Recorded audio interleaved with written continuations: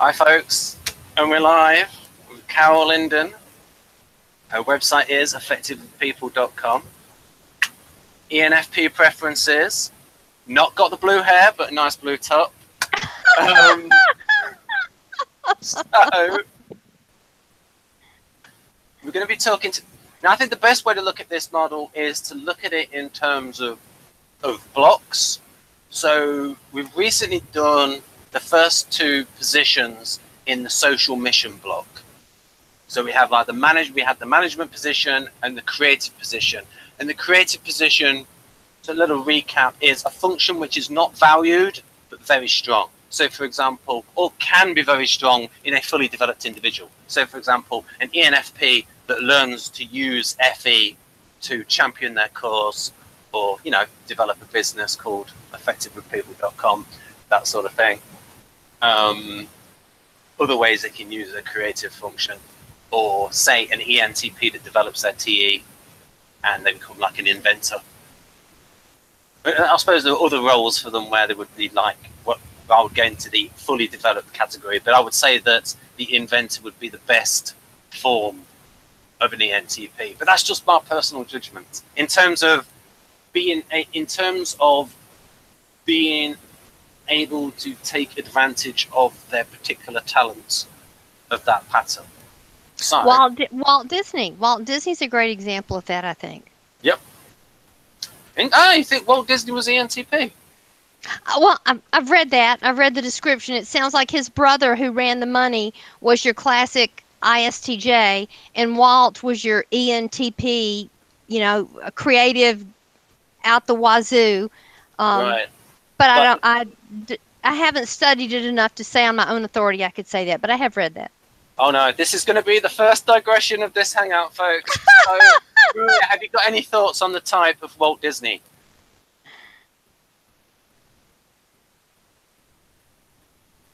Okay, she's just sitting in. Right, she'll speak up when she wants to. It's just that I frequently hear it. I've frequently heard in like some other socionics people say that like Walt Disney films are like Delta Quadra and like very STJ and NFP, and I don't know if that, but I won't go there. But that's another thing. I'm talking about the man who came up with the idea and created Disneyland from scrap and the mess. I'm thinking about the man himself, but no, I think about the writers, the creative types. It'd be a bunch of NFs on board to do their stuff. Absolutely. Ah, I see. Oh, I see what you mean. Yes. Yeah. In fact, Jonathan would be a good person to. He'll watch this video, right, and he'll know that. Oh, I should have been here to talk about that, because he was probably read a book on him. But so we have this idea of the social mission block. So if you, Carol, what we covered in the previous thing, so any and FE working together. The FE not valued though. Of course, the FI is valued, and that is something which will come into its own in a couple of hangouts time when we talk about the fifth function there, which is like the strongest function at close range. I suppose the idea is that, and Maria can correct me if I'm wrong, the idea is that, and this is why I personally call the ENFP NEFX, because it's like, it really depends on the mode as to what the second function is. So, so you have this website, Carol, where effective with people, and so would you say a lot of the time that you feel that, hey, I feel like I'm in an FE mode? Well, no, what I would tell you is that website was done to appeal to people in the business world who realize they have don't have to do with that, but they realize they have people problems, and they go to the less woo-woo looking site they can find. Yeah. So if you noticed, my motto isn't anything with my creative work. There is nothing with hands or people's faces. It's a series of abstract blocks with all sorts of different colors. I mean, I quite consciously was reaching out to a more analytical audience who I feel are the people who have the signing rights to bringing people like me in. But no, but I'm sure I can't hide my FE stuff. I mean, after all, my whole point is to get people to understand each other better. And it was very much like appealing to like Dario when and it's a similar thing like when Dario writes a chapter about FE, he writes about the benefits of it in TE terms. Of course. So I love seeing how like the type bias of the practitioners comes through. Oh, absolutely. We do our best, but we can't avoid that. We've all got our filters. Yeah, and we're going to have that, folks, later on in the Hangout when we talk about how Socionics defines extroverted sensing, where there's a bit of a bias against extroverted sensing. And it's sort of characterized in a way which is rather aggressive. Now, I think David Kiersey was good in sort of going against his natural instinct for a few reasons. In that he was surrounded by SPs when he was a fighter pilot. Of course, absolutely. Yeah, they'd be the prototype. Apparently, his brother was an SP, a strong SP, and his parents were also artisans. And also because he worked with juvenile offenders, and you could see how the education system was failing them. Right. And so, but then he also wrote in the book that, like, most of his friends were SJs. So it did sort of come out in, like, the intertype relations. But then he would say certain things. So it's like, but then he would say things like, oh, SJs are boring novelists. It's like most of his friends are SJs. Anyhow, so, got to get on track. So we've done, like, the social mission book. And in a typology thing, it's a little bit debatable about this creative function, like how strong it is, and I've talked about it with Dario. It depends on development, probably on subtypes. Some of them have a stronger. Absolutely. I mean, you can certainly. I mean, I can ask you, Carol. Do you think Dario has some pretty strong TI there? Oh, yeah. Yes, I think he's got his preference, but I have no doubt he's quite capable in TI. Oh, yeah. That's not where he would start from. Linda Barron's is INTP and he has INTJ preferences, and she's very interesting to talk to about. She said how incredible it was. She said it was hard at times because they were speaking different languages, but she said she's just certain that their work had more dimensionality to it because it had her. She didn't just have her; it had the benefit of his INTJ-ness was present too, and she valued that. Yeah.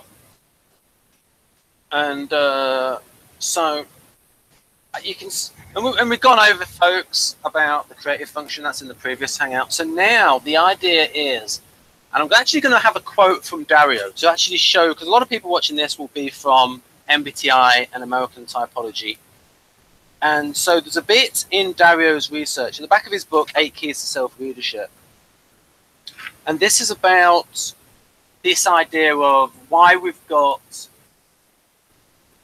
in, say, an extrovert, all the top row functions are extroverted.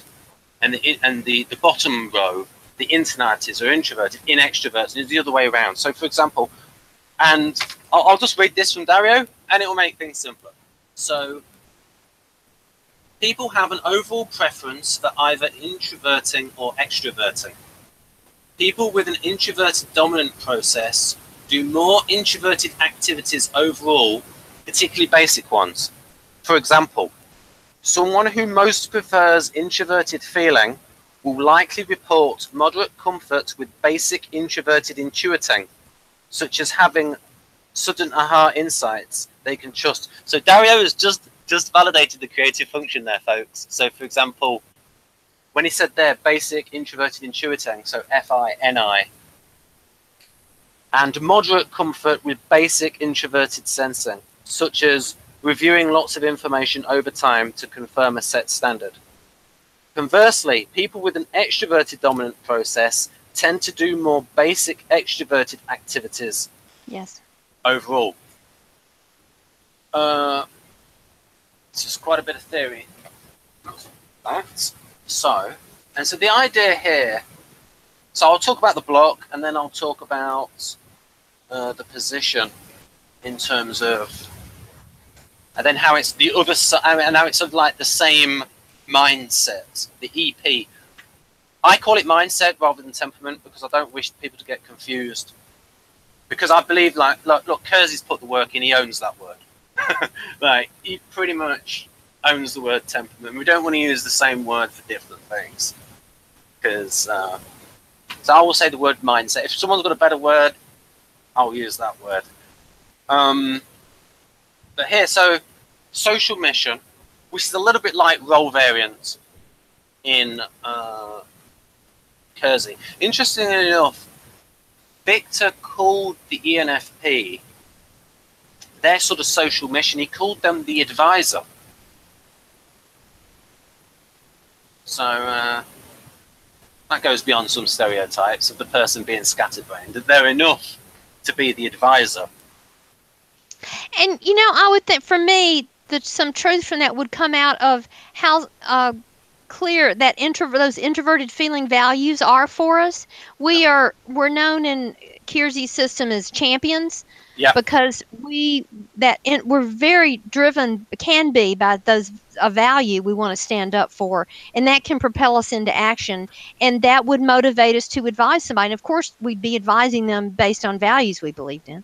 Right. So there's an example, folks, of like how the feeling works in ENFP, where you've got the FI, which is correlated with the values. I mean, it's synonymous with values, FI. Yes. Yes. And then you could say the FE is the expressiveness and attending to the group. And so you can, and I think Kiersey's ENFP profile is very good for showing the sort of like inner tension of the ENFP preference people between their values and the harmony of people around them. Well, it creates a real tension, especially being brought up Southern. You know, it's an FE culture we've talked about. So there was always this, as I grew up to understand it, my introverted feeling core values, and then there was the extroverted feeling of the society that was my cultural environment. So that created this warfare in me that I just had to deal with. And finally, I grew up and learned about it and realized what the warfare was about. But there's this internal tension when you have introverted feeling and an extroverted feeling culture. Yeah. Yeah. Right. So we got the idea of, so as Dario said there about introverts overall, you know, they could do basic introverted activities. And so here, so if you think about ENFP, they could go to, and I'll show the graphics specific to them in a moment, folks, but we've got here the social adaptation block. So it's like they're moving to their other extroverted functions. And so I'll explain about the role, then I can, so it's got functions of this unit provide stability in society. Without them, it is impossible to function normally if the mission is not performed for any reason. So the idea being that, Carol, for you as an ENFP, usually if FE, NE and FE is not getting the job done, you can switch to SE and TE. Because SE is of the same mindset as NE, because it's an extroverted perceiving function, and so you can switch to that. So the social adaptation. I don't have and we won't have to talk about this now, but just to register how that lands, I don't have a strong sense of my use of SE. I tend to do that with just dancing and gardening. I mean, that right. Seems to be the SE part of my life. But extroverted thinking, I get it. That I was taught in an extroverted thinking family as a child. Yeah. I had to learn to go to TE for those, you know, big adults to understand me. And then in the business world, I had to learn to go to TE in order to survive it. Yeah. So I get going very much, that's an experience. I understand going to extroverted thinking in order to make something happen in that room you need to in the business world. Right. Right, I'm just going to, again, I'll talk about externality versus internality, then I'll talk about energy, and then I'll talk more about the position. So, again, externality, directed towards society, and it's directed towards society because you're an extrovert, as Dario said, greater comfort overall with all your extroverted functions, directed outwards. And the idea would be that even introverts would direct their introverted functions towards society, in terms of their role, maybe in terms of their like role enactment, something like that, or their skills. But you know what Dario said there with the basic activities? He did say that, because I have such a small amount of the stuff to go on here, Carol, I have to deduce it myself from what Victor's written. It's like a tiny bit that's been translated, but I can sort of get at where he's going, where based on, because remember what Dario wrote about introverts overall, they can do all the introverted activities. And so you have competence, at the very least, with all of the extroverted activities. And I'll explain more later on how you don't like extroverted sensing, but it's just like the flip side of your lead function, because your lead function is extroverted perceiving. It's like the other side of that. Okay. So you don't like it, and it's a chore to go to it, but you can improve it. Just like... You know, I only go to, it's funny, I only go to it for things that are terribly physical. Like I use it for, like I love dancing. I was in dance class my whole childhood. So I think I always express that part of myself with art and physical, in the body things. Otherwise, I don't think I go there. Yeah. But what you're saying makes sense to me. But it's so far down in my preference order, doesn't it make sense that I only go there in highly specified cases, that I don't tend to go there in general, the way in general I go to extroverted thinking. I mean, extroverted intuiting. Does that make sense? Yeah, and I think it can also vary on subtype. So, and we'll talk about more of this later when we go through the bullet points. Okay. There are more there are some ENFPs are going to be more resistant and rebellious to being controlled. And so they will be more SE. I've got that in spades, Ben. I just didn't associate it with SE. Yeah.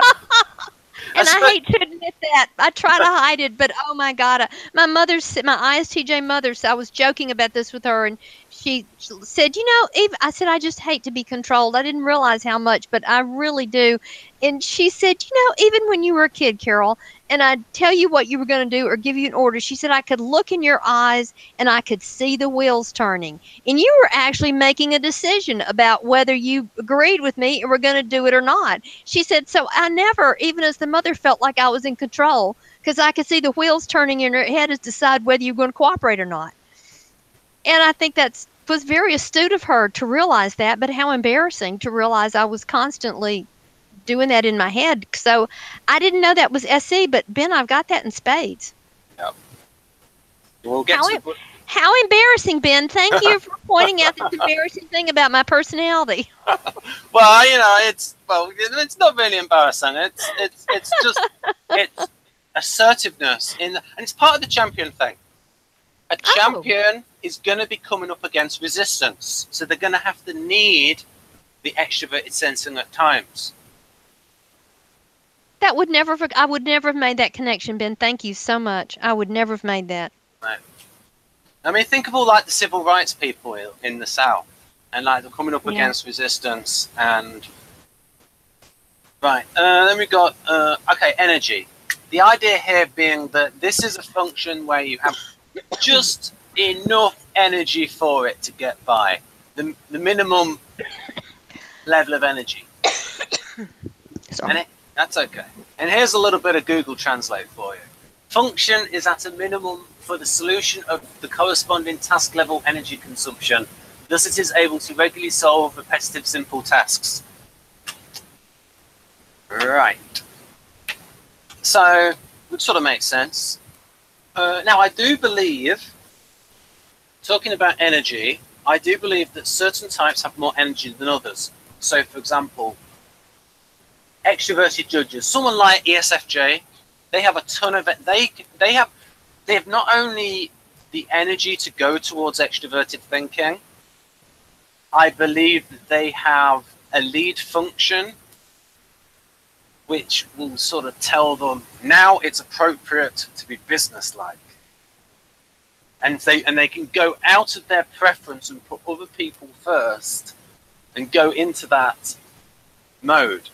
Whereas it might be harder for an FI DOM to go to TI than for an FE DOM to go to TE. But there are certain situations, I can give an example of an FI DOM who goes to TI quite well.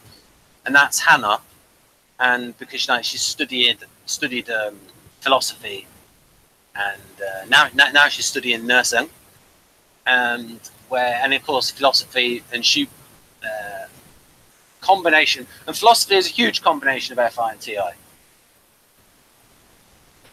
Right. So the position. Right. This is the idea that now certainly I treat it like this. Say number one there where it says, and I'll just zoom in for folks. Right. The function. Oh, Carol, your microphone's off. If you press Control D, it will come back on. That's it. I was trying not to cough at you, dear. I just turned it off in case I had a coughing fit. That's okay. So this idea is that it's trained. So with me, with FI, I do feel like I've had to like train myself with FI. And I once did a video called How INTP Should Act on Facebook. And it was about not getting too enthusiastic when you meet someone with common interests, and then it's like too much. So good luck teaching ENFPs how not to be too enthusiastic. Good luck with that. Yeah, but you see, the thing is, though, because they've got the FI and they've got the FE and the people skills, they can get away with it. Okay. Good. Because controlling us is not going to be very helpful. Yeah, that's part of the. I suppose that would be part of the role SE as well, like trying to control, trying to herd that cat. Right. Right. So the idea here is so the function that is trained in a way an athlete is trained by a coach or an actor is rehearsing his part. Hence the usual name role function. So, like I said, ESFJ can really train up their TE. And Elena has talked about this publicly. She has ESFJ preferences where she's really trained up her TE, and it's like don't have a preference for. And I suppose those EJs that's in a society that values TE, they're going to realize, that's going to get trained up more than other functions, in my opinion, because the role function is something that you yourself don't value that much. But it's sort of like learnt as a chore. And so if the society values that function more, then you're going to develop it more. So this is why certain types will be stronger at that position than others. So like I said, FE DOMs are going to be encouraged to be strong at TE. And their FE, part of them, will want them to fit in with what society wants. Then we've got here too. Just like an athlete needs to keep training to maintain muscle mass, so the person needs to keep training this function or it will lose effectiveness. Yeah, I believe that. Yeah. E.g., the LII, which is TINE, TINI, that's INTP, needs to keep monitoring their own behavior to stop going into bad habits. Oh, that's me. I added that. Which is interrupting. Yes, I have to do that. Very careful in my Hangouts. Once you've done about 300 of them, get a little bit better at not interrupting. In a dual relationship, the INTP's role FI is trained by the ESFJ's control FI. So the idea there is ESFJ has a lot of information for FI, and they could give the INTP little hints about FI-related things. But without really valuing it. Maria, have you got anything to say on that subject of the relationship between the role and the control function?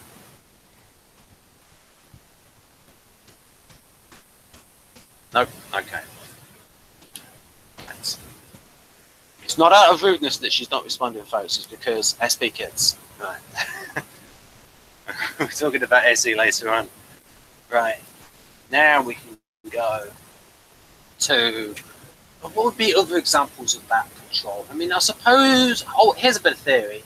If you had INTJ with ESFP, the theory is that ESFP has control function for SI. SI in terms of like bodily harmony and stuff. And even though they don't value it, they could sort of like train up their INTJ partner in that area in a way, in those things. That's part of the theory. But that, you see, that's a very deductive thing, Carol, where it's like, oh, it's not working. Where it's here in the model, and it's there, and it corresponds with this bit. So it's all, it sort of lines up with real life, where you can sort of see these things. Like I said, SOCIONICS, very deductive. INTPs love it. Right. Right, so we're going to go to the bullet points. Actually, what I'm going to do is I'm going to go to Olga Tangeman's definition of extroverted sensing, because I think it's quite good, because it combines the SOCIONICS extroverted sensing, and it actually mentions some of the things in Kiersey about extroverted sensing. And because she's a sensing type herself, she has, well, she's some sort of sensory introvert, probably ISFP, but of a different kind. Hopefully Dario doesn't kill me when we go over his assessing current development of extroverted sensing later on. It will help sell the book, Dario's book, 8 Keys to Self-Leadership. Go buy it, folks. We'll look at that later. We're going to look at Olga's definition of extroverted sensor, because it includes what I think it includes some SOCIONICS things, and it also includes some things from Kiersey. And I'll let you take that in, Carol, and then I'll get your opinions on it. I'll give you a minute or two to read that. I don't know if you're thinking, how dare you, Ben? I need less than that. No, this is good. I'm just, excuse me, I'm struggling with the screen to get my, there it went. I had to get my Google icons out of the way. Now, okay. This is interesting to me. SE is such a challenge for me that this is very interesting, so I'll be reading. Okay. And I love the fact that you said she's going to combine Kiersey with SOCIONICS. That's fascinating. That's my personal opinion of what she's done, in that because she is, and she's sort of like, she's gone beyond sort of like the party line of SOCIONICS, of saying that SOCIONICS is just about power, in that she's included quite a bit of stuff there about freedom. And so it's like a nice little combo. And I think this personal definition of extroverted sensing, I like it. It gets like both points of view across there. Like, it's one of these functions. I like this. One of these functions that's got lots of different edges to it, depending on health level. Right. Ben, who was it, Catherine, that taught us? Because I love this quote, and help me get it right who we got this from. But it said that extroverted sensing may be about power, but it's always about freedom. That is from Jeff Miller. From Jeff Miller. I love that quote. May be about power, but always about freedom. And that helps me so much to understand that. Yep. And I'm sorry, say who that is again? That is Jeff Miller, ESFP friend of mine. I've done over 100 videos with them. Well, I am loving that. That just really crystallizes something for me. And so I grew up with a ESFP. We've been together since we were 5, and it's like I was the adopted child in her household. I was always over there, and she turned out to be a nurse, and I turned out, we both turned out to be helpers, but she turned out to be a very tangible career as a nurse, and I turned out to, teach people how to talk to each other, which is just classic for ESFP versus ENFP. Right. And this really helps me understand. I really see that freedom piece in her. Just the strength of that need for freedom and to not be controlled was really there. And she's a strong personality, and just a whirling dervish of energy. Oh my God, she was fabulous energy. an animal rescuer. She used her FI both in terms of the nursing, caring job she did, and then in her off time, she was rescuing animals. So she was using that FI value for taking care of in both parts of her life. But that freedom, that need for freedom and to not be controlled, was just huge in her personality. And you're helping me see the connection there. Yeah, I mean, what I've learned, a lot of what I've learned about sensing types is from Jeff. And we talk about sensing types a lot when we review this series called, you may have watched it, Carol, Homicide: Life on the Street, a detective series. I'm sorry I wasn't able. That's okay. Go on, Maria. Them, but I couldn't manage my screen.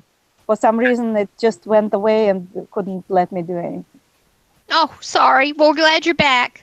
Ben, I haven't, but my mother, my ISTJ mother, loved that series and talked about it. She thought that was fabulous. She thought it was one of the best cop shows ever on TV. Did she love the big guy, G, the head of the police department? Yes. In fact, he's got a French name, doesn't he? He's got a very interesting French name, and I saw him later on another series. He's a credible actor, real power. It might be French or African. It's Yaphet Kotto. Oh, okay. Yeah, yeah, he was in. I'll get this, folks. This will be one for the MTs. He was in Alien. Right. So yeah, I mean, I'm going to do a video with Jeff. Well, it's mainly going to be Jeff. Mainly me hosting it, but it's mainly Jeff's idea of, like, it's called Idealist, Portrait of an ESTJ. And he came up with the title as well. Right. So what do you think of this, Carol? This definition of extroverted sensing. I do like it, and I like the fact that it's not just, it's power and freedom, but I like how much it emphasizes the need for freedom, because from what I've experienced with them, that is so there. I agree with your friend. It may be about power, but it's always about freedom. Yeah, and this is why it's good to look at something like Enneagram and like Enneagram 8, and to look at especially the positive side of. So it's like, okay, this is how extroverted sensing can be used well. And then you can also relate that to, say, juvenile delinquents and how to focus their energies in a positive way. Ben, I was listening to Terry Gross last night. She was interviewing an author. He had left college, much to his parents' upset, and gone and became the owner of a moving van and worked for 20 years moving people's households from one part of the country to another. And he just said how horrified his parents were about it, that how, this child who's getting this chance to go to college would leave and go choose to drive a truck. They were mortified. His father didn't speak to him for 2 years. And he wrote this fascinating book about, just him talking to Terry, it was fascinating, this life as a truck driver, which you couldn't have talked me into that would be fascinating before, but the things he had to say were. And then he said, but with the way he talked about the freedom, the first time he took that truck and he was going south and he went over Chesapeake Bay Bridge, and he said the freedom of being on the road and nobody around there telling me what to do. And then the more he talked, I realized this kid was an artisan improviser, and he was not, and he talked about the reason he did it is he was Irish Catholic, one of 8 children, Irish Catholic parents, got sent to Irish Catholic school, and then on Sunday went to an Irish Catholic church. He said, Terry, they had me from all sides, and they were all in lockstep. He said, I got to college, and I had to break out and find my freedom. And I'm thinking, this is all, I need to put this on my website for somebody, because they could get the download from Terry Gross' program. It was just such a classic example of an improviser artisan who'd finally gotten free of a controlling environment and chose a lifestyle none of them understood, because it gave him the freedom he'd been longing for his entire life. Jeff has talked about he would love to do that. Just get up and drive across. They had to bring his son up. So he had, again, circumstances affecting the expression of someone's type. Right. Cool.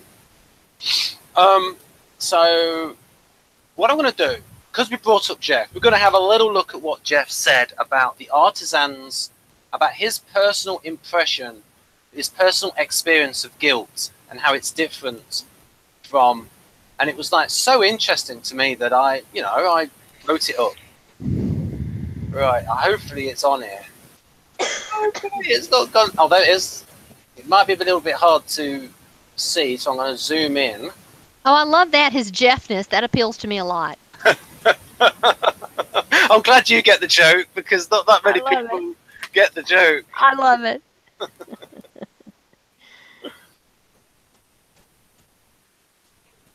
It's interesting that we people who are like alpha intuitives tend to be called by nicknames and even like sign emails by nicknames, but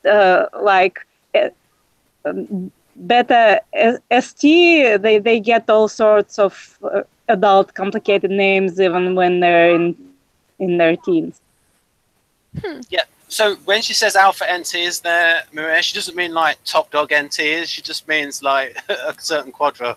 The NTPs and the SFJs is the alpha quadra. It's just Socionics bias, because the person that created Socionics, ENTP female, she's going to put her type in the alpha quadra. It's like everything revolves around her type. I think one of the things I heard is that she was unhappy with her marriage. Well, that's one of the reasons why she came up with Socionics. And I think she just wanted her husband to be like an ISFJ and like do all the housework. You're going to have to scroll down, Ben. Right, I've read this part. Okay. Well, Okay, I've seen successful pairs like that, where ISFJ husband will not let his wife close to keeping the house. Yeah.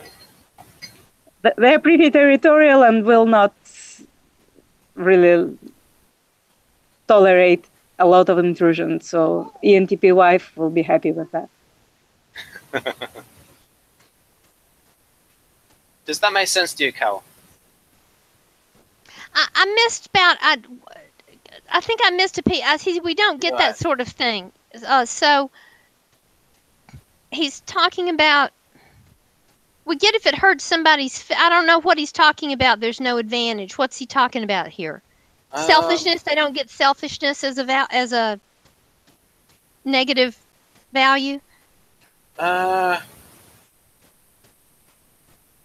I mean, it's almost he's looking at guilt as like it's like he's very artisanish, Jeff. No, he's got huge. Now he's got very strong F preferences, and it's not like he's like a cynical kind of artisan. He's like a big softie. He like watches soaps. He's got very strong feeling preferences. It's just this... I call those teddy bear men. Women love teddy bear men. Right. Sorry, go ahead. But the main thing there is just going about not having that guilt gut thing. And I think he said he had it on one time was when he was like, when he was at school, when he was like hitting the back of somebody's coat. But he did it because some girls he was with found it amusing. And so he kept on doing it, and then he felt bad afterwards. And that was one example that he could give.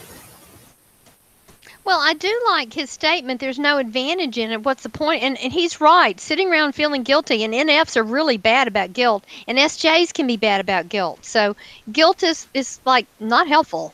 It can be very self-destructive to wallow in it. So there we go. So I've mentioned that.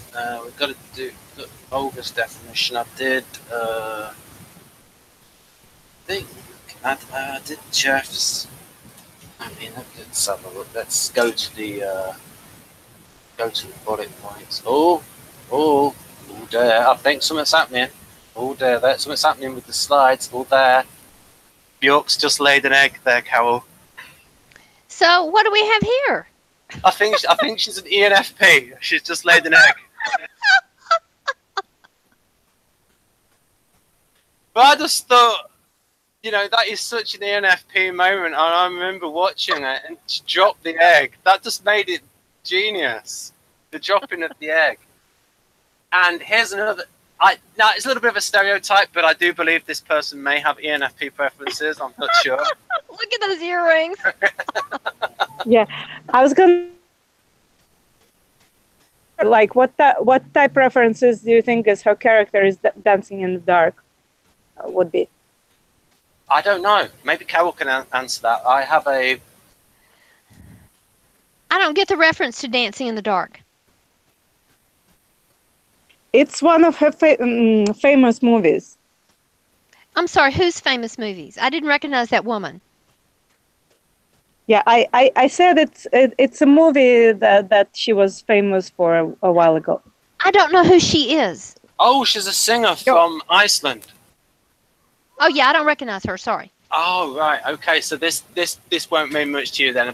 These are the reasons that Bjork might be ENFP, and basically what I'll do is I'll let the audience pause that, and then they can read that themselves.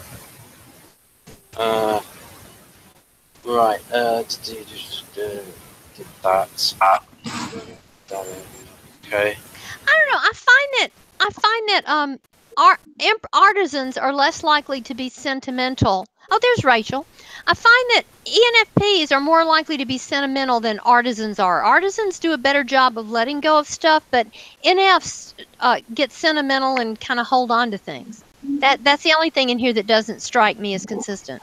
Yeah, a lot of NS as well are 4s, or might have Enneagram 4 in their tri-type. And Enneagram 4 really holds on to like past insults and slights. I'm going to show... Oh yeah, talking about extroverted sensor. Another good one, that's sort of like... I've got some lyrics for you. From it, they're a bit cheesy, but it's very extroverted sensor. This is from a song called The Touch.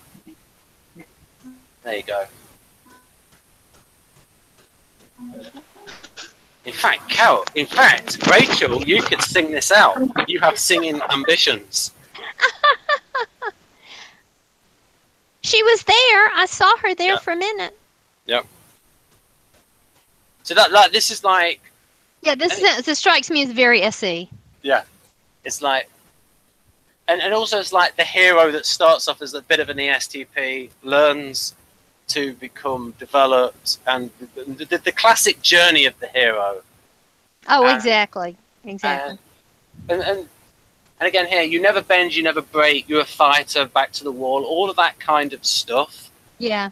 And Socionics will emphasize... It emphasizes the power aspect of extroverted sensing. Maybe a little bit too much, because it's like with Jeff being the teddy bear, as you said, he doesn't do that kind of like hardcore. His son is like that, is ESTP. But, oh yeah, it can be very in your face. But the other SP is like ISFP, ESFP. It's different. It can express itself differently. Yeah. In that love of freedom, and right, done that. So now, okay, what we'll do is... Okay, keep on doing what you're doing. I need a 2-minute bio break, but I shall return. I have not left. Okay. Quite a few slides to get through, but okay, we got through a lot of them. We did the Bjork thing. I actually didn't know who Bjork was, darn it. Right.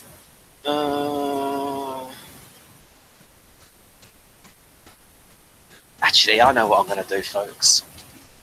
Let's see if Carol notices me putting this leather jacket on. I'm going to put this on for a reason. I have something to say about the visual appearance of NTPs. Let's get this leather jacket on. Right. See if she notices. Right, so what I'm going to do now is let's have a look at Enneagram 8. So we've got the power aspect. We're going to get onto the bullet points soon. The power aspect of Enneagram, of extroverted sensor. We'll have a look at the tactical intelligence later. Yes, lots of different aspects. But we may have covered this before. A lot of this is from Jeff. This is on the artisans. Right, then I can do stuff on appearance. There we go. INTP with a leather jacket on versus what ENTPs wear. It's tend to dress more like this. Oh, is that a Doctor Who? Yeah, those are the clothes of an ENTP. I don't recognize that Doctor Who. Yeah, well, that's Colin Baker in the middle 80s. Wow. He was the most ENTP of all the doctors. Tom Baker was my theory is you love your first Doctor and nobody replaces him. Tom Baker was Doctor when I became infatuated with it, and Tom Baker is just the essence of Doctor Who-ness to me. What would you say Tom Baker's type is? Oh, Jeff thinks in real life Tom Baker is ENFP, and I agree with him. No wonder I loved him. Right, and then now this guy, I'm thinking that's the ENTP stereotype there in terms of look how that's dressed, how he's dressed, and look at her reaction to seeing this guy. Yeah, she just does not quite know what to make of this, so she's just controlling that face as much as she can. Yeah. Yeah, and then this is what INTJs think of SE and FI. They love it. Right. So, and here's this. This is the difference between the way ENTPs dress, INTPs. That makes sense. Total sense. That's Victor in an INT in a leather jacket, and here's myself in a leather jacket. Doesn't really show up on camera, but there you go. There you go. Right. So we're all going to get back on track and stop being frivolous. Right, the TLA rider. Right, what we are now going to go to. Oh yeah, so we talked about the power thing, and we mentioned a little bit about heroes. So let's go to some Enneagram 8 slides. Right. So, here's something interesting. I will talk about this later. Here's something. This guy might be ESTP, and it's like. It says he sort of wormed his way into the tank shop, and it's like, how did you get here? Because he was just sweeping up the shavings, and so you got Vladimir here calling him shavings. Oh, got it. And then he says, how did you get here? And then you've got this Kirill here, and look at the expression on his face, and it's like he thinks when you're smart you're cunning, and I think a lot of the ESTPs would agree with that.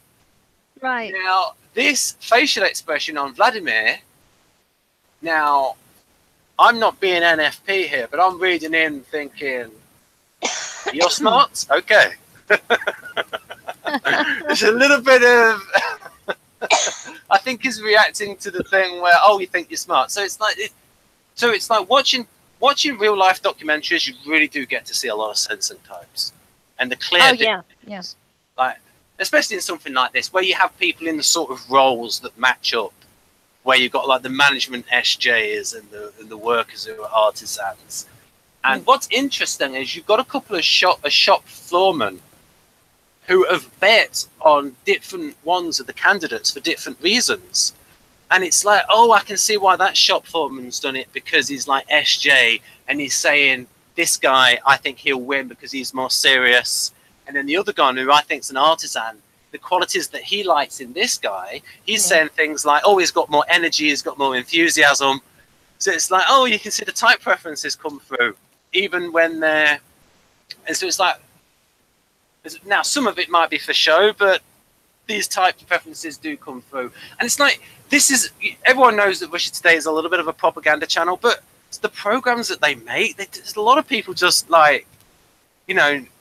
dossing around and stuff, and not being super productive. So it's not the most effective propaganda. It's like the people who make the program want to make the most effective program. That's not like they've not got the memo yet, because it shows artisans being artisans, even on a propaganda network. Right. So it is true that, especially in hiring, we've got data on this, like hires like. And I've been in rooms of managers where we discussed new candidates and went around the table, and it was really clear how people were giving very different reasons, and it was all correlated to their type preferences. How about this though? I mean, we're talking here.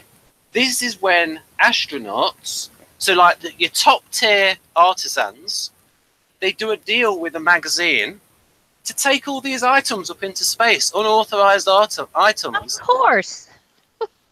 Take a bra up there and some pencils and a sandwich. And the authorities objected because it was 2 days old. So always getting up to their artisan tricks. They were going to take it. Oh, exactly. There was an opportunity there. They were going to seize it. Yeah, because like I said, they signed a deal with a magazine at the time, and they wanted to have some stories to sell. The astronauts, one of the Apollo missions. So they had an exclusive deal. I can't remember it might have been Time magazine to do these sort of tricks. I wanted to show a bit about Enneagram 8. And then I'll go to the bullet points. So here are some Enneagram 8 qualities. Tough-minded, direct, assertive, self-reliant, confident. That's part of extroverted sense, but you can also have the feeling side. So again, ESTP is very Enneagram 8. I was reading some Enneagram 8 today, and it was like really close to ESTP. Yeah. There's a little bit more. And again, look, we've got pattern here. I think typed as ESTP. Kiersey, I think Kiersey typed him as ESTP. And then we've got, this is how they can grow, become protective. They become the hero. Take charge, forceful, these kind of things. Oh yeah. Right, so here are some qualities of the 8. And this is like, you could say extrovert. It's like the pros and cons of extroverted sensing, or rather of extroverted sensing, or basically, if you look at this, you can think of the strengths and weaknesses of an ESTP, because it's very ESTP-y, the Enneagram 8 profile.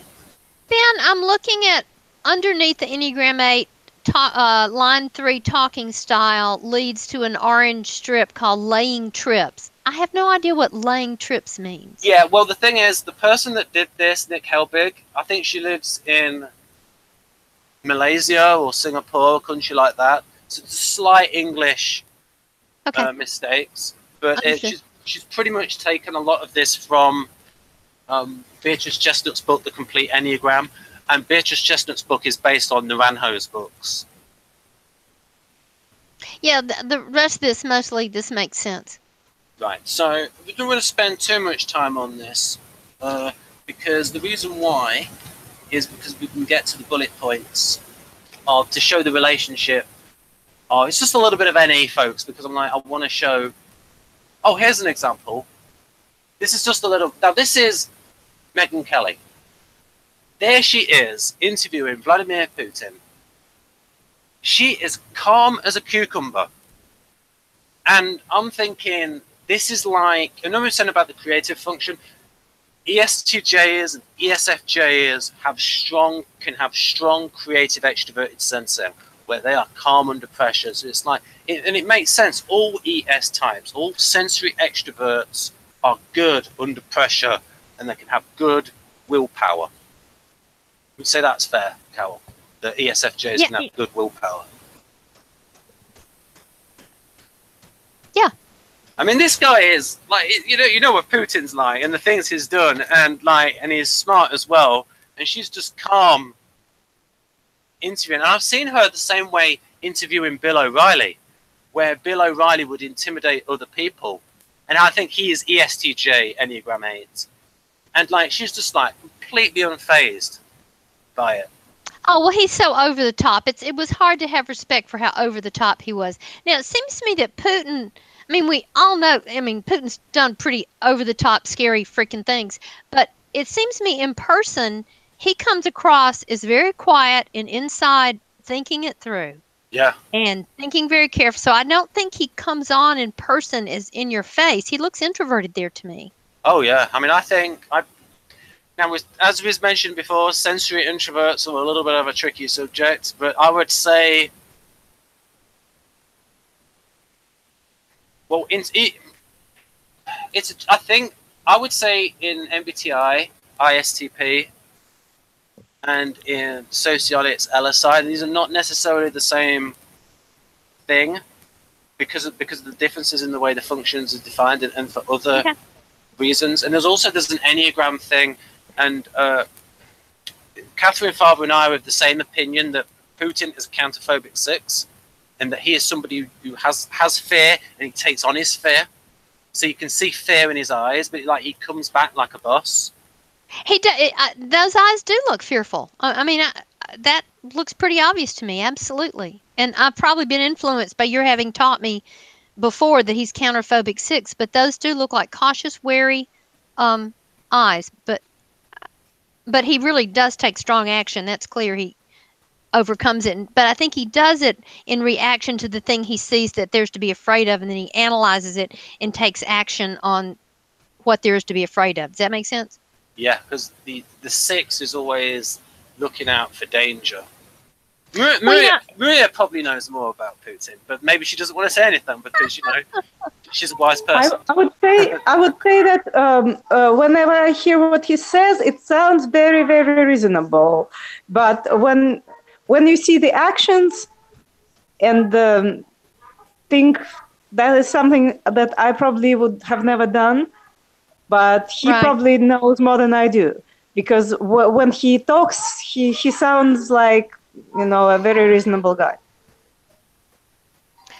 Well, it's no wonder Trump, I mean, if Trump's got ESTP preferences and he has ISTP preferences, my God, it's no wonder Trump feels a kind of connection to him. Yeah, they respect strength. But Ben taught me to think in resembler types, so I will call Trump a U.S. President resembler. Yes. Yes, he resembles...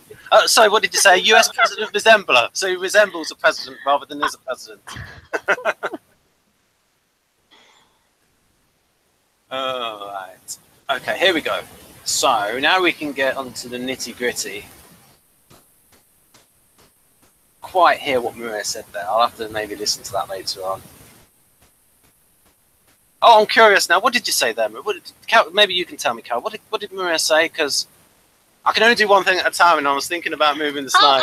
I liked what she said. She said that what Putin says always sounds very reasonable. She says you look at his actions later, those are not things she would have done. But when he talks, he's clearly using that, you know, TI logic, and he's presenting it as if it's a very reasonable, rational thing I'm doing. Oh, no. Sorry, the bit I didn't quite catch was when Maria talked about the resembler thing and with Trump. Oh, something about you taught her and Trump being a U.S. president resembler as opposed to the real US thing. President resembler. I got you. Rather than being a president resembling a president, because not exactly presidential. And that's how ESTPs can be weak in diplomacy. But ironically, and that's one of the reasons why the Kiersey profiles are so good, is they talk about things like, it's weird, ESTPs are good negotiators, but bad at diplomacy. Yes, that makes total sense, because the diplomacy skill set, according to Kiersey System, would go with intuitive feeling, would go with idealist or catalyst, whereas the negotiator would be about power and reasoning and getting the impact and power, and that would go with extroverted sensing, which would be improviser, who's about power and freedom in the situation. That makes total sense to me. Well, I'm glad we've been a little bit all over the place so far in this hangout, so I'm glad you've hung in there, Carol, with your like-minded preference for extroverted intuition. But there are these weird connections. Well, not so much weird connections. It's hard to know where to start and stop, because of there are these connections between the way Socionics defines extroverted sensing and then Enneagram 8, and then I want to say something about other ways you can look at extroverted sensing. So, Carol, if we can take these one at a time, what do you think of the first one? Both for yourself and for ENFPs in general.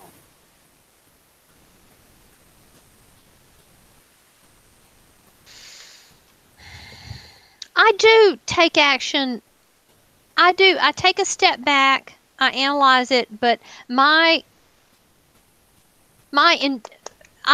would have a push inside me to take action. Like, for example, if there was, I live alone, and there'd be a very strange, suspicious sound that really sounded like someone in the living room. I go into automatic mode, and what I do is I jump up, turn the light on, and run in there to confront whatever's there. Now, I'm not saying there's anything logical or reasonable about someone my size jumping up and running straight toward an intruder. But when there's an emergency situation, I run straight into it. I can't stand the tension of what could happen here. I go straight in to confront it. Does that make sense? Wow. I've done that several times in my adult life when there was something that looked like some kind of emergency situation. Boom, I go into automatic and I run straight into it to deal with it. Wow. What do you think about that, Maria?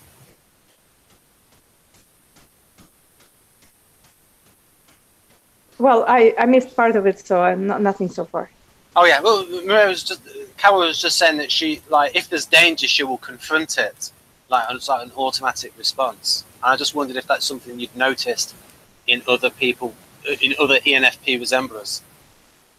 Well, first of all, this is a temperament thing.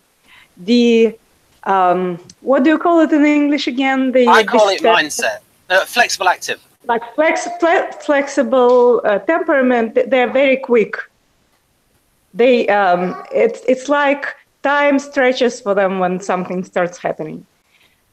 It's part of being static. They're kind of hardwired to deal with the stuff that happens. Yeah. And especially the extroverts. They're like, it's also, I remember that discussion in the School of Humanitarian Socionics, and that was about how different kinds of stress response applies to different temperaments. And we actually analyzed like how the existing three apply, and there's also the fourth type, which kind of came from animal mimicry. So just to make it more understandable, it's like fight, flight, freeze, and then ignore. So fight is the EP. Flight is EJ. And then freeze is IJ, and ignore is IP. And the ignore part is very well described by Tina Fey. She made up as an ISTP. She made up a word for it.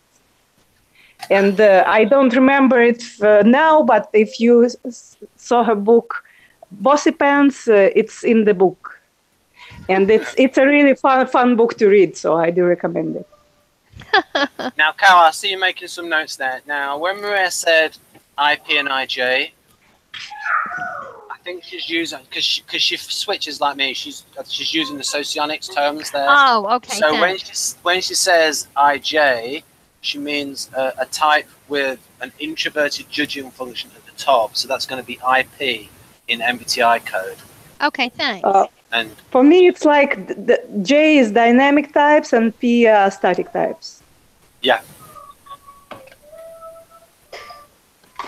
And I'll go over that, folks. The dynamic types are those with a lead function are FE is dynamic, TE is dynamic, TI and FI are static, SE and NE are static, and NI and SI are dynamic. Right. So name the last two again. SI and NI are dynamic. The idea being that internal bodily harmony is dynamic, and like SI DOMs tend to be put off by things around them, like it infects their internal metabolism and equilibrium and stuff. Right. And so it's like their mood can be changed. And NI is dynamic. If you think about the flow of time, the river of time, it's about movement and development. Okay, help me understand how NE is static. Yeah, that's a tricky thing. Maybe it's like one discrete possibility, and it moves to another one, and another one, and another one. Maybe it's just static relative to, say, NI. It's very metaphysical, Carol. It's hard for me. No, I can get that because NI is like the river of time flowing throughout eternity, and NE would be this option, this option, this option, this option. Let me try this. Let me try that. I can see that comparatively. Thank you. That helped, Ben. Yeah, that's about as close as I can get because it's very like Victor's background was in philosophy, so it's a very philosophical system, and sometimes it works, and sometimes I'll move on. Right, but most of the time it works. Right, so back to the bullet points. So, what do you think of the second one? The TE, the launcher? Oh, no. Bullet point number 2 for SE. Oh, I don't tend to do that, but I can see SP, an artisan, in an extreme situation reacting that way. Have you noticed that in any behavior in other people with the NFP preferences? Maybe younger or... Well, remember I'm from the South. It takes a whole lot to make a Southern ENFP get rude. A whole lot.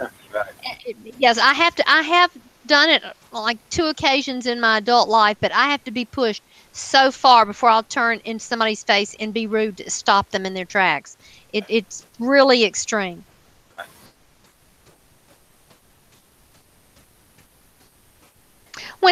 Number 3, when having to compete, he takes pains to make himself do what is objectively necessary to do. So basically, only that which is necessary. Like being real efficient about what you're choosing to do here to make this work. Not doing any wasted efforts. Yeah, it's like if you have to do it, you do the minimum of what you can see as objectively necessary to do. Because like I said, this is the function, and activities related to it are usually seen as a chore. Now, obviously, what breaks the pattern in your instance is that you love dancing. And, hey, Ben, that's not a chore for me. Yeah. So. Right.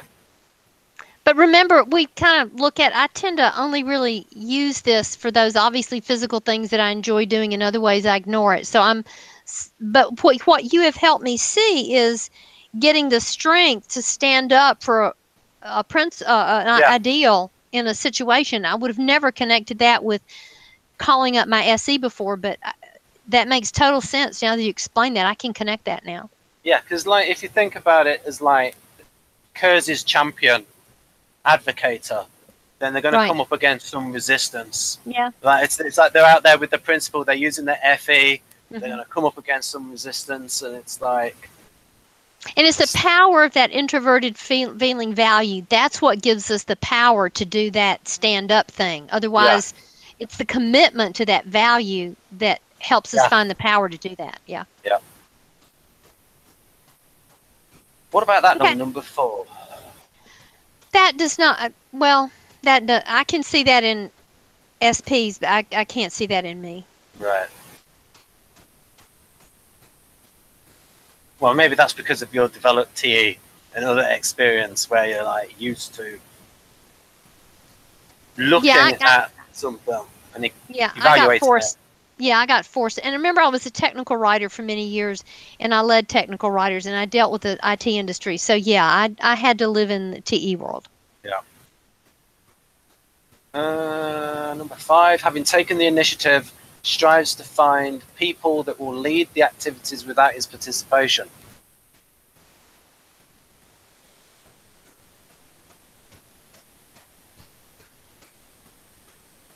That's like an EP thing. That's like a perceiving thing. You start it off and you want other people to implement it. Can you scroll it down, Ben? Because our faces are on top of that bottom part of it. I can see to number 4. Okay, thanks. If you double click in the middle, it should go smaller, but cover a larger area. No, that does not do anything for me. It does not make this other stuff go away.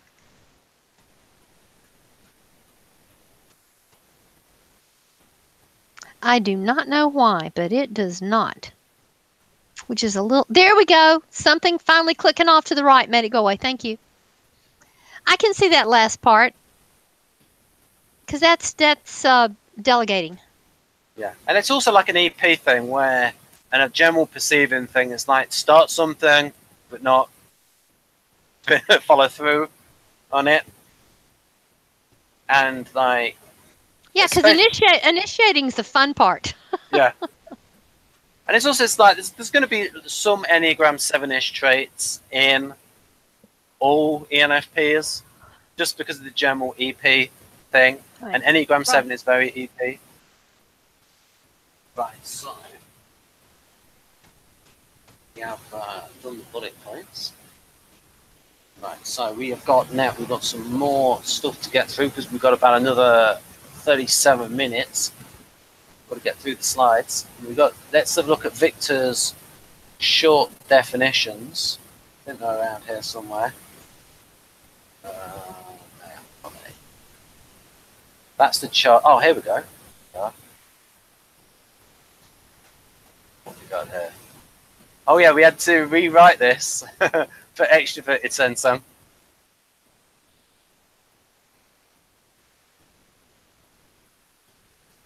We got a power sensor. A function that is responsible for stimulation, aggression, build-up, and release. There is a civil war at the moment in Ukraine, in the eastern parts, that compress on INTPs and INFPs in the way they see extroverted sensing types might be slightly biased in like just looking at the negative aspect of it.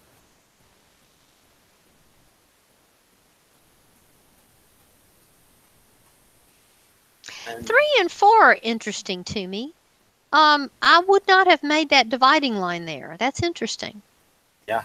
And like I said, you can see that with the creative use of extroverted feeling in and as I said last week, ENFPs and ESFPs can be facially very expressive. Right.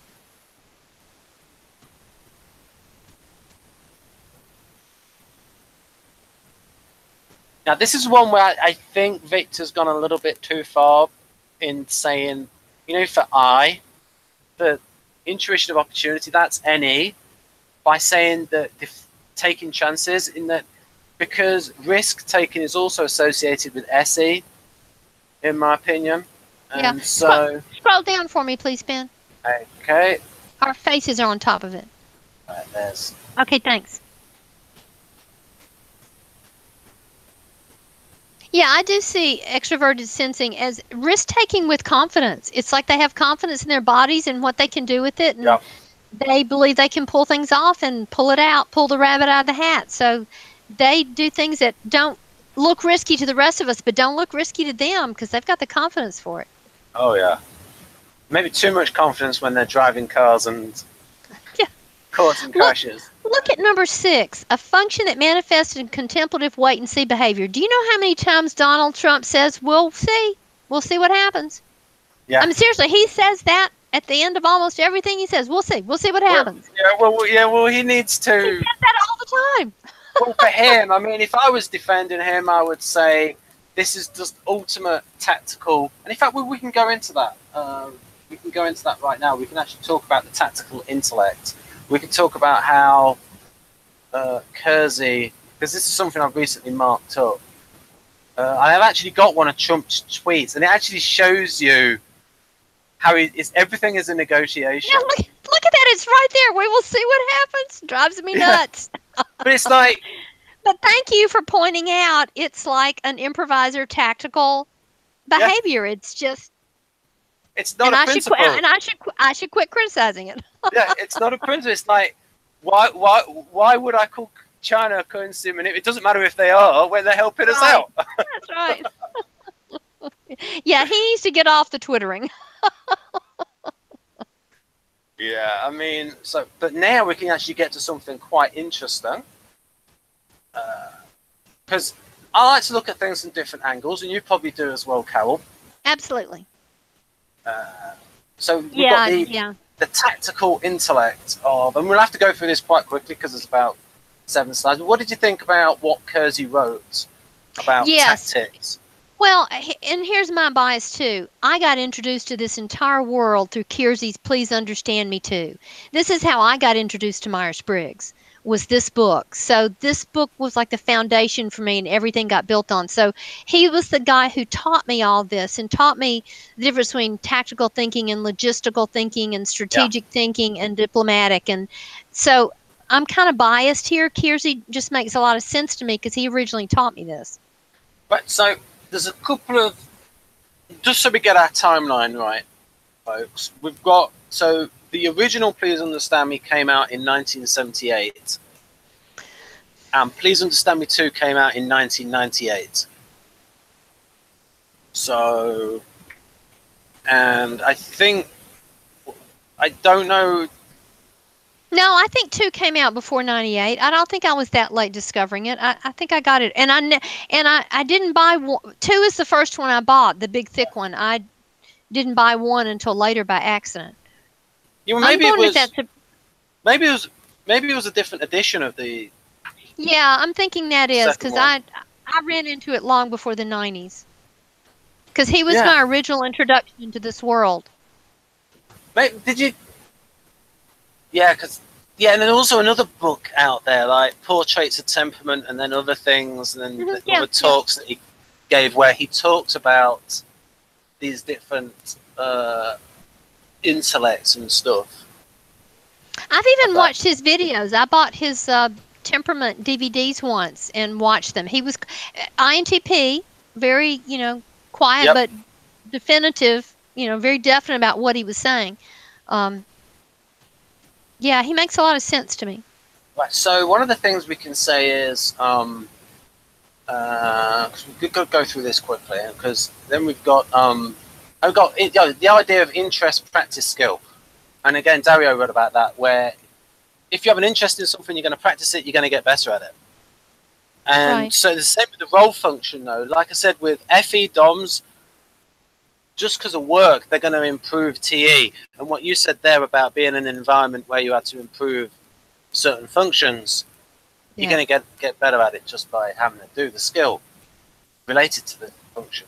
So we've got Kiersey relating it to different types of intelligence. So we've got here, for strategic, you've got constructing systems and devices for the NTPs, coordinating the NTJs, logistical intelligence of 2 kinds, monitoring for the STJs, providing for the more touchy-feely kind of SFJs,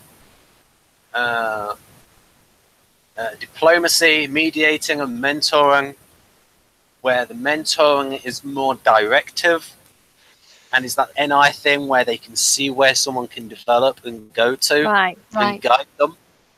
Whereas mediating is more hands-off. And then we've got the 2 kinds of tactical intelligence where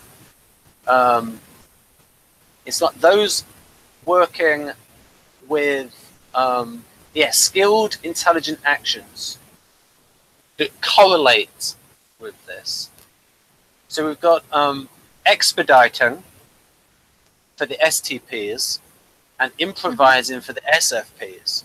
And so the power element of extroverted sensing that Socionics seems to concentrate on matches up quite well with, especially with ESTP, where you got this expediting through force and will and action and all that kind of stuff that's very much like Enneagram 8. Improvising is a different kind of thing. It doesn't quite correlate. It's like Socionics sometimes wants to be too precise in its functional definitions, whereas Kiersey's coming at it from a different angle of, okay, I'm observing this whole. What are the aspects of this whole and these different aspects to it? And this is an example of why artisans are seen from Kiersey's point of view, and this is an idea of him being TI and using a bit of deduction of saying, because in future hopefully you'll be able to meet Anthony Rodriguez, who is, believe it or not, like a combo of INFJ and ESTP. So he sort of would break this view of Kiersey, who's looking at it from this point of view of, oh, artisans and idealists are opposites, but you can get some idealists, the NFJs, who can have a bit of extroverted sensing in them and have some, like ENFJs and INFJs can have that extroverted sensing in them and have some qualities in them that resemble the STPs. Well, and ENFJs too have extroverted sensing in their creativity function. And I have seen a lot of ENFJs who what they do with their hands or do in their spare time or do for fun is very a sensing oriented thing, where my thing is kind of reading a book or watching a movie. Their thing is much more tactile than mine. I've noticed that about them and was surprised by it. And an ENTJ fellow I knew who was the CEO of a company, all the stuff he did, the things he did to relax and unwind after were very SE things. Very SE. Right. Yeah, because they have that. It's a very aspirational function, that third function. Mm-hmm. And ENFJs and ENTJs are all about self-improvement, and they want to improve that third function. And it's part of it is society as well, about being tough and the power dynamics, things like that. But it just shows how these theories can have, and again, Victor, INTP, resembler, Kiersey, INTP, resembler, where they can, there's some artifacts of introverted logic thinking coming through as to why they get to the results that they get to. So the reason, but there are some examples of where it works. So for example, if we contrast, there are certainly two types where it is a stark contrast. If we think of ESTP like Trump, expediency, improvising, flip-flopping, changing opinion, political expediency, flexibility. Opposite of that, INFP, authenticity, principles, directly opposed. Yeah, he didn't go there. No.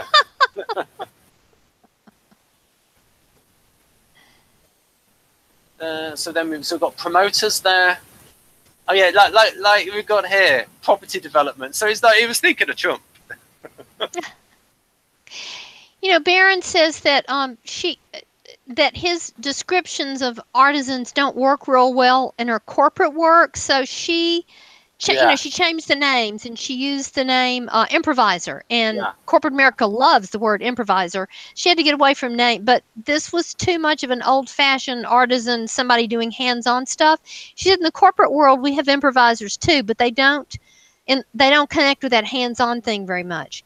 So she changed her language somewhat to make it translate into corporate America better. But I think Kiersey's core is right here, but she's right. He is thinking more manual labor stuff. He's not seeing improvisers in the business world because that wasn't his world.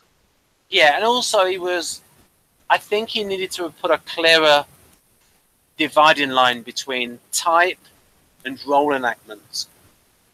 Like when he's talking about working with equipment. Because sometimes you have to look very carefully. It's like when he's talking about type, or when he's talking about rolling out. And ultimately what he wanted to do is he wanted to try and be more scientific and say, okay, this is what we can actually see in terms of words and tools, in terms of the intelligent role that the person is enacting, because he didn't have much faith. Like, he didn't even like the use of the word mind. Like in personology, he writes, he doesn't like he says to him the word mind is a verb, like mind the store. Because he wanted to be like as empirical as possible. Oh, yeah, that makes sense. INTP that he was, that makes sense. And part of that is like his basis, though, like in the way he was taught from the Gestalt system field theory psychologists that came over from Germany. Oh, I didn't realize that connection. Interesting. I learned about that from an NLP person, but that's very interesting. Oh, sorry. Oh, right. Yes, yeah, I remember. Yes, one of the people they based it on. Oh, yes. I mean, there are things there that he mentions about. He says there, entertainers, entrepreneurs, and he talks about the ESTP as the promoter. I don't know, it can be put promoter of schemes, but I see what Linda Bones means, that you might want to rewrite things for a different audience. Right, exactly, yeah. So that because she was trying to help them find the best fit for themselves, and if it was written in a way that alienated them or they couldn't resonate with it, didn't help them find their best fit. People were not choosing it who needed to be choosing it, so she changed wording and the name of it to help people, to help people identify with it. I think we've done enough on. Actually, I've done that one. I think it's just you and me, Ben. I think Maria's gone. Yeah, I think she might be back. She's having problems connecting. Oh, with her technology guy. And yeah. Rachel seems to have gone. Rachel never really said anything. She appeared, but she never really said anything today. Yeah, I think she was also at a meeting for creative writing at the same time. Talking of NLP has some interesting thoughts. There, Maria's back. Maria just came back. Hey, Maria. Yeah, I sent her an invite. Yeah, it's just the way she joins. It's just because she's joined on a mobile device, it can be a bit tricky. Oh, got it. Right. What have we got here? We've got. Oh yeah, Dunkirk is. Oh yes. Did I show you? I think I showed you. Oh yeah, we've done tactical intelligence because you've.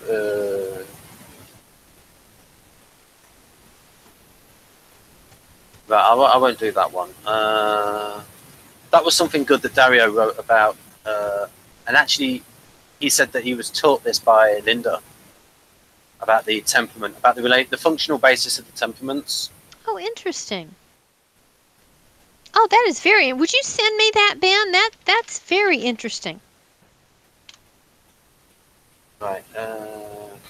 I like that. Are world-oriented, and the other two are cognitive-oriented. That's very interesting.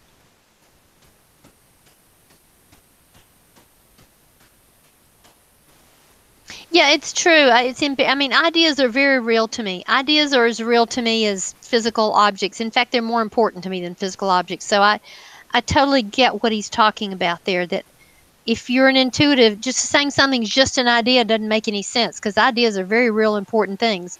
Ideas can, drive the world. Right. So we've got something else to remind people of. We've got. Oh, yeah, here's another bit about. Oh, we've got just a little bit here about how Socionics defines SE. This is from other schools of Socionics where it's a little bit more metaphysical. Are you on the phone? Are you there, Carol? Yeah. I'm sorry. I was writing down Dario's thing. SPs and SJs are world-oriented. NTs and NFs are, and I lost the. Oh, they were cognitive-oriented. Thank you. Thank you. Got it. Yeah. Yeah, I can send you that. That's fair. I've never heard him say that before, but that makes a whole lot of sense. If you remind me afterwards, I can send you that. Okay, great. Will do. Right. Yeah, that makes a lot of sense to me. That helps. Right. What have we got here? So we've got SE here. And again, like Socionics tries to be. This is like the classical definition of SE. Okay. That looks like TE to me. I'm sorry. I'm sorry. I'm looking down. I got it. SE is responsible for the perception, control, defense, and acquisition of space, territory, and control. What does apprehension of QUALIA mean? What is QUALIA? Qualia? Yeah, what's qualia? Oh, there. I'm going to have to Google this. I think it's going to be a philosophical term, isn't it? Okay. That's all right. That's all right. Thanks. I have shown my limitations. I should have looked that up. The limits of my INTP nature. Oh no, I'm getting, and I'm reading the NE thing afterwards, and that's I can see static and unalterable. Very interesting. This is interesting. Thank you. Yeah, it's a bit metaphysical though. But I'm an ENFP, so I can go out there on the ledge with him. It's okay. Yeah. Go ahead. Go ahead. Where did you want to go with this? Well, Okay, I'll let you if you want to. If you want to, I wanted to like show you like Victor's charges. Sure. We can come back to this later on because I'm ticking stuff off on the sheet. We're making good progress so far. We can come back to this. It's okay. Because you know me, I want to use the definitions of functions that I personally agree with, and I like Dario's definitions. Right. So I think you can personally plug in the definitions that you and Linda and Dario use into Model G, and you can use Model G as an organizing framework, and it works perfectly fine. Oh, good. Good to hear. So for example, what we can look at now is Victor's charges on extrovert. Now, this is where it gets a bit... Now, here we go. SE. SE plus and SE minus. Now, it helps to differentiate between ESFP and ESFJ. Sorry, ESFP and ESTP. Okay. So you've got power sensing of resistance for ESFPs. They do not wish to be controlled. Yeah. And then ESTPs are a little bit Enneagram 8-ish. Do it or die. In their unhealthy variant, they can, of course, be heroes. my as I call her, my adopted sister's ESFP, and she's like 5 feet tall, and my brother-in-law is 6'4". Wow. So we make jokes about Mutt and Jeff and that sort of thing. And one time she did something that was incredibly intense, and I looked at Mitch and he looked at me, and I remember the Shakespearean line, "Though she be but little, yet she is fierce." And that is so true. She was this tiny little person, but she was had incredible ESFP fierceness about her, and you could just practically feel the vibration of her fierceness. She was intense. If only Shakespeare was funny. Because I can see potential in there that could have been gold. Yes, it's like the one thing he couldn't do was humor. It's like every now and then a little bit, but... Though she be little, but she be fierce. It fits her perfectly. ESFP. So like I said, there's a little bit of... Now, this is where Maria could come in. I don't know how much she wishes to talk about this. It's a little bit of the way Victor defines extroverted sense, and you can see that it's different from the way Olga defined it. And there's a little bit of and I personally like the way Olga defines it. Where she talked about freedom and stuff. So as you can see, it's like very Enneagram 8. Yeah. For that. So I don't know if Mira wants to comment on that, on what she thinks of the definition of extroverted sensor. Her microphone is off. She may be having trouble getting her microphone on.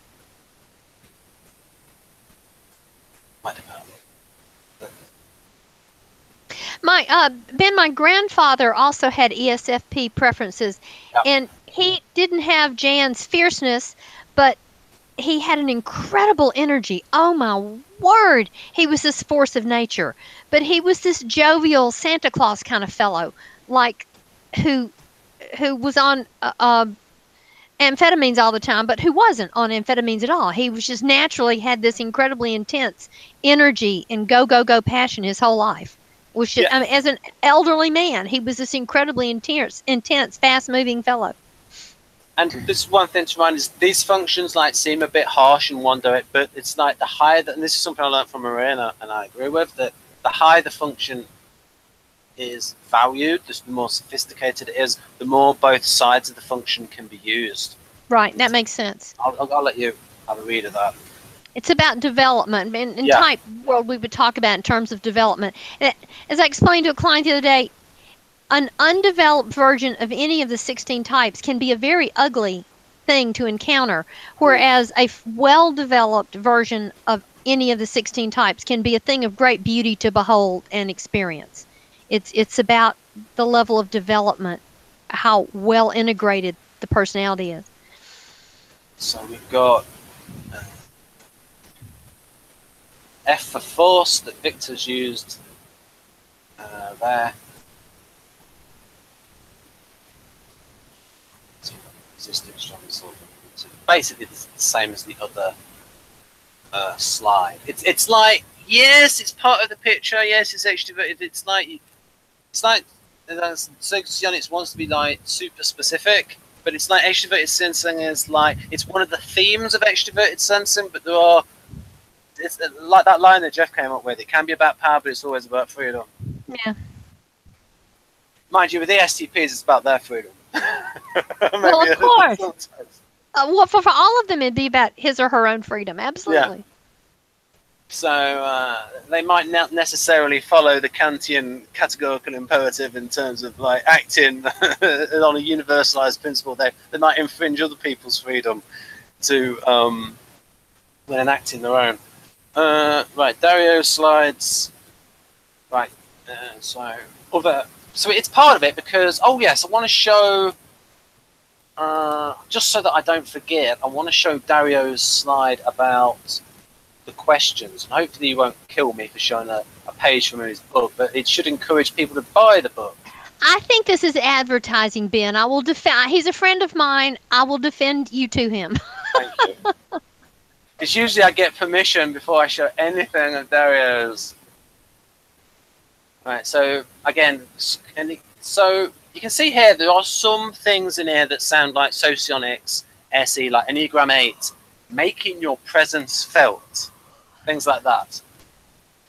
So we can go through this review, Carol. Let's assess your development of this function as a function that you don't value, but let's see in terms of actions how well your development is. Number one, instantly notice. Oh, I can be so in my head and just oblivious to what's going on around me. So no, I mean, I can do that, but I don't tend to. Gut instinct. Oh, I really do believe in a gut. I call it that little inner voice within. But if that gut thing happens for me, I totally believe in that. Doesn't matter if I can defend it or not. That's very real to me. Read cues. See how far you can go. You know what? I think I do that, but I think I do that in a different way. I think I do that through my NF empathy thing. I think I do it through my mirror neurons that Dario talked to me about. ENFPs have a high mirror neuron activity, the highest of all the 16 types as a rule. So I think I do that based on this. So I think I go through a different function to do that last thing, the read cues.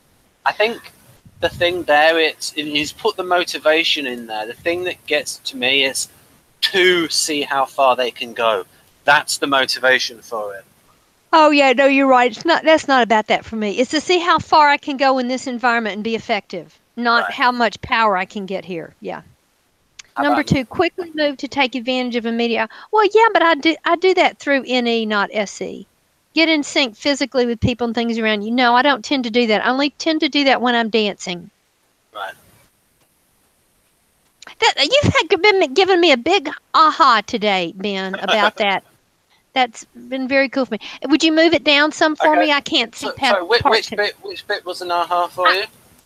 Well, what you taught me about helped me understand that have used extroverted sensing a lot and enjoyed it in a part of my life. I enjoyed a lot, which was dancing, which I dearly love and have since I was a small child.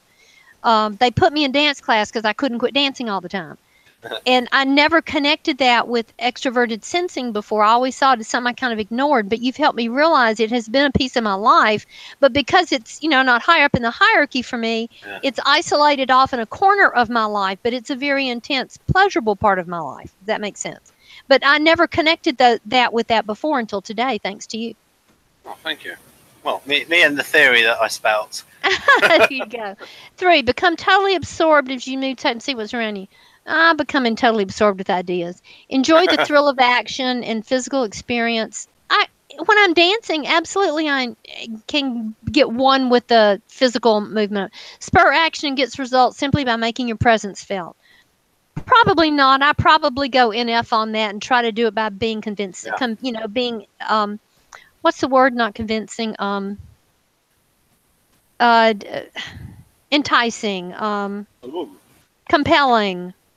So, getting them to see it my way. So a little bit higher than my score there, 1 out of 16. Yeah, I don't have a good score here. Yeah.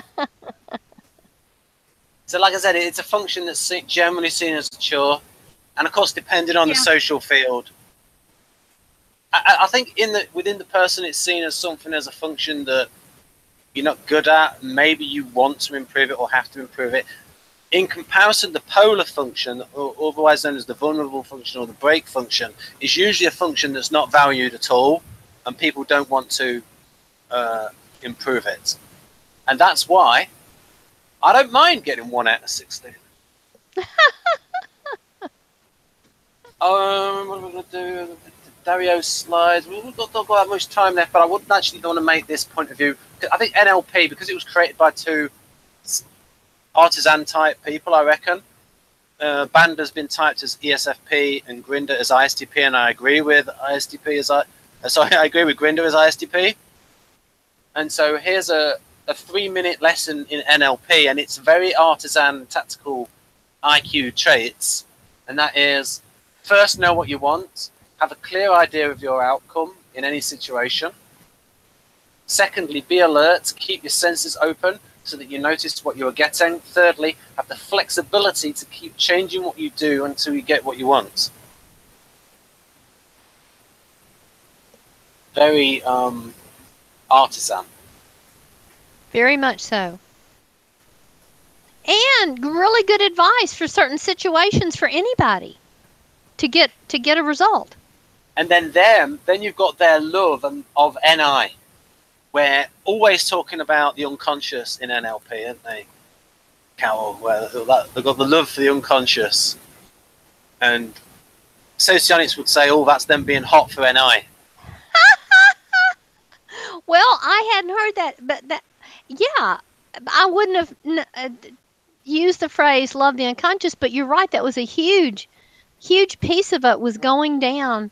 I can remember being taught how she would change the way someone held a memory, like there was a traumatic memory of some kind or a sad memory, how she would say, okay, tell me how you see it and blah, blah, blah, blah, blah. And then she would change every aspect of it for them, and you would see their whole body shift, because by working with their subconscious and changing the way that memory was stored for them, she could actually change. You could see it in their face, how she completely helped them make a huge shift. It was just almost like watching magic happen.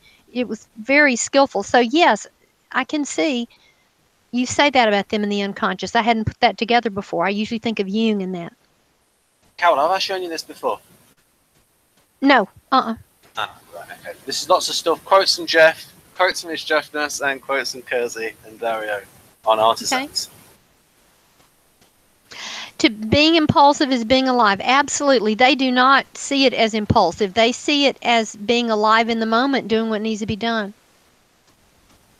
Yes, and you're right. SI types see that as impulsive and a negative. There you go. It's all okay. Very good. Yeah, this all makes very, very much sense to me. Yes, learn best experientially. Absolutely. I think that's why my sister is a nurse and I do heady stuff like type, because and that's what she said kept her interested. The way she could get through college, and she has an RN, the way she has a bachelor's degree, is she said I can focus on it if I'm interested in it, and she was very interested in it because nursing was so tangible. Does that make sense? Yep. So even though it was a lot of learning in 4 years, she was able to do it because it was so tangible. I think she would have been bored to tears by the classes that fascinated me, you know. And, but you can have somebody get in the same career for different reasons. So, for instance, Hannah, absolutely, working with patients towards the end of life, did it from compassionate reasons and to get to know the whole person. Oh, absolutely, yes.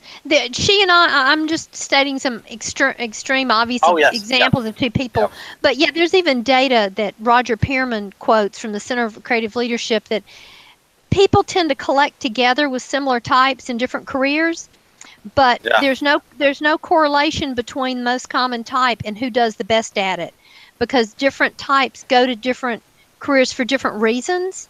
Yeah. But they can be just as good at it when they get there. Yeah. Yeah, and especially if you're going there for a value, I can see that you could be highly motivated to get good at it. And there's part of a thing in the shift in the way School of Humanitarian Socionics see as the INFP. They see them as the humanist. They have a beneficiary shift where they go, again, tertiary dominant. So SI-FI, where they shift and act like an ISFJ. And the ISFJ is the classical protector. Yeah, absolutely. I can see that.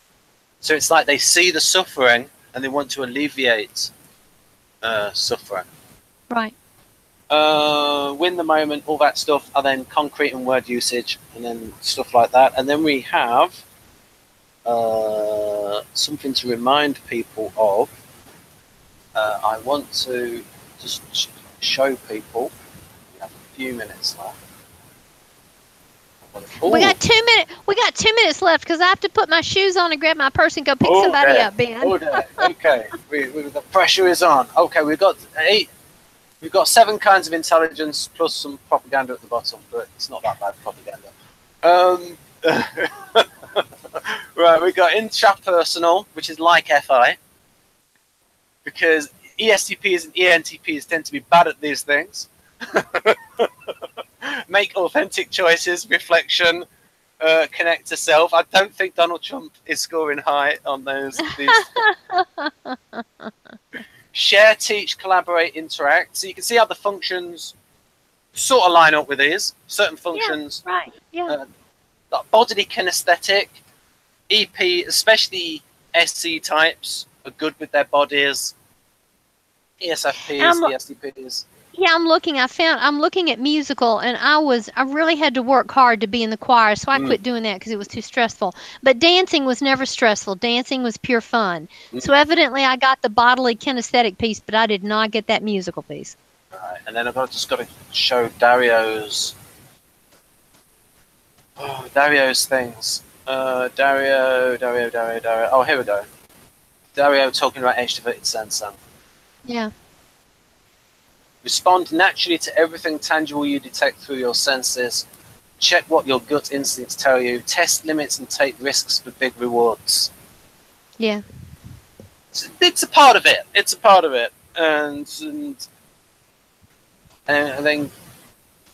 then we've got. I think they would vibrate with the words gut instincts, whereas my little voice, the little voice within or the intuition, I don't think that word would come through for them. But I think gut instincts would. I'm sorry, I got an echo now. I didn't have that before. That's just Maria. It's okay. She's going to say something soon. I was going to say that gut instinct is probably the term for vital NI. Oh, interesting. Right, it's like an unconscious, semi-conscious, introverted intuition. Well, we do have those and I working together. Well, and we do have neurotransmitters in the gut, so it's actually literally an accurate thing to talk about gut instinct because there are neurotransmitters down there, and that's where they're acting. There's a very real presence to gut instinct. Also, and I can see that, especially with SFPs, we've got the FI, and Jeff has talked about, when I talked to him about ethics, he says it's an instinct and things. Oh, interesting. And that it depends on the situation. So again, you've got the tactical intellect of the immersing yourself in the present context, and the context will determine the ethics and the right action, and it's an instinct on what to do in that particular situation. Whereas the NFPs will have more of a consistent ethical guiding principles. I do. Y'all can go on. I do have to go now. It's after 5:30, and I promised somebody I'd show up somewhere. But right, okay, that's just a bit on the mindsets where EPs and SPs. Well, sorry, NE DOMs and SE DOMs. Victor's theory is that they tend to be all kinesthetic. I like the bias that kinesthetic people get themselves injured. Well, that's because they're doing so many daring things. I would get myself injured because I wasn't paying attention. They would get themselves injured because they were doing daring things. They'll get flexible, responsive, prone to create rushed situations, difficult to rely on, of questionable reliability. Okay, guys, I have to go. Okay. I really enjoyed it. Thank you so much. Bye, Ben. Bye. Thanks for putting this on. Bye, Maria. Bye, Maria. Bye, Carol. Just a few more slides. Bye. This is Bye, a statue. Yeah, go. Yep. Right. Yep. This is a statue to Jeff. It's just that this person looks almost exactly like Jeff. Oh. It's on Air de Balzac.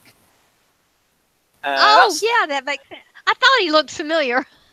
And then we got Humanitarian Socionica, and maybe it looks a bit Irish with this four-leaf clover. Yes, it does. Right, what else have we got here? We've got, oh yes, one thing I mentioned with a message from Carol is it's better to think of patterns, not types. Yeah. And not to get like too solid behind it.